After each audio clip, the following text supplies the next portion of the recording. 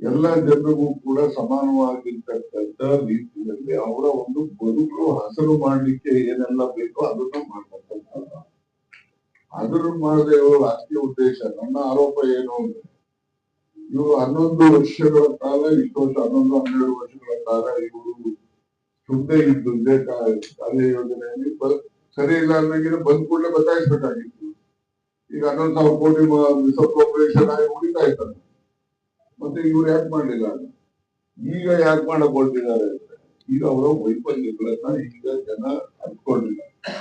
ಅವರು ಎಲ್ಲಿ ಪಾಪ್ಯುಲಾರಿಟಿನ ಕಡಿಮೆ ಆಗ್ತಾ ಇದೆ, ಜನರು ಅದನ್ನ ಚರ್ಚೆ ಮಾಡ್ತಾರೆ, ಅದನ್ನ ಡೈವರ್ಟ್ ಮಾಡ್ಲಿಕ್ಕೋಸ್ಕರ ಈ ರೀತಿಯ ಒಂದು ಗೊಂದಲವನ್ನ ಜನರಲ್ಲಿ ಸೃಷ್ಟಿ ಮಾಡ್ಲಿಕ್ಕೆ ಮಾಡಿರ್ತಕ್ಕಂಥ ಹುನ್ನಾರ ಅಂತೇಳಿ ನಾವೆಲ್ಲ ಖಂಡಿಸ್ತೇವೆ.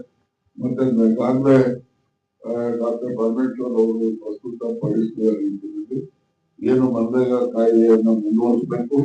ಈಗ ಹೊಸದಾಗಿ ಬಂದಿರತಕ್ಕಂಥ ಕಾಯ್ದೆ ಅದು ಕೂಲಿ ಕಾರ್ಮಿಕರಿಗೆ ಮತ್ತು ಅತಿ ಸಣ್ಣ ರೈತರುಗಳಿಗೆ ಮಾರಕವಾದಂತಹ ಹೊಸ ಕಾಯ್ದೆ. ಆ ಕಾಯ್ದೆಯನ್ನು ಕೂಡ ಅವರು ಜಾರಿ ಮಾಡಬಾರದು ಅಂತಕ್ಕಂಥ ಒತ್ತಾಯವನ್ನು ಮಾಡ್ತೇವೆ. ಅದ್ರ ಜೊತೆಯಲ್ಲಿ ನಾವು ಇದನ್ನು ಇವತ್ತಿಗೆ ಪ್ರಸ್ತಾವ ಮಾಡಿ ಮುಗಿದುಕೊಳ್ಳುತ್ತೇವೆ. ಮುಂದೆ ತಾಲೂಕಾ ಮಟ್ಟದಲ್ಲಿ ಮತ್ತೆ ಜಿಲ್ಲಾ ಮಟ್ಟದಲ್ಲೂ ಕೂಡ ಎಲ್ಲ ಗ್ರಾಮ ಪಂಚಾಯತಿ ಒಂದು ತಿಂಗಳು 2 ತಿಂಗಳಲ್ಲಿ ಅವ್ರಿಗೂ ಕೂಡ ಅಧಿಕಾರ ಅಂತ್ಯ ಆಗ್ತದೆ.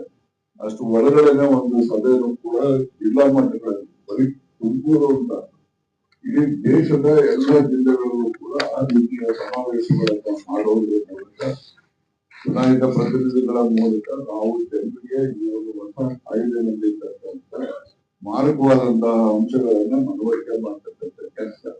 ಆ ನಂತರ ತಾಲೂಕು ಮಟ್ಟದಲ್ಲಿ ಮತ್ತೆ ಗ್ರಾಮ ಪಂಚಾಯತಿ ಮಟ್ಟದಲ್ಲೂ ಕೂಡ ಈ ಸಮಾವೇಶಗಳನ್ನ ಮಾಡಿ ದೊಡ್ಡ ಸಮಾವೇಶನೇ ಮಾಡಬೇಕು.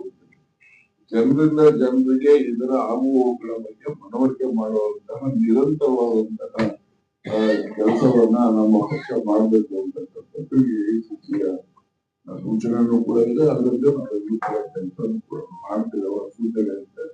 ಮತ್ತು ಇವತ್ತು ಏನು ಈ ಒಂದು ಪತ್ರಿಕಾಗೋಷ್ಠಿ ಪ್ರಾರಂಭ ಆಗಿದೆ.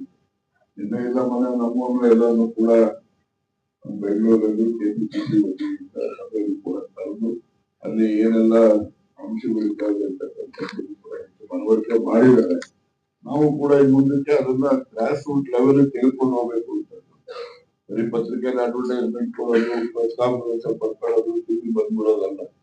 ಪ್ರತಿ ಒಬ್ಬ ಸಾಮಾನ್ಯ ರೈತರಿಗೆ, ಸಾಮಾನ್ಯ ಕೂಲಿ ಕಾರ್ಮಿಕರಿಗೂ ಕೂಡ ಇದ್ರ ಬಗ್ಗೆ ನಾವು ಮಾಹಿತಿಯನ್ನ ಕೊಟ್ಟು ಅವರು ಕೂಡ ಒಂದು ಅಭಿಪ್ರಾಯವನ್ನ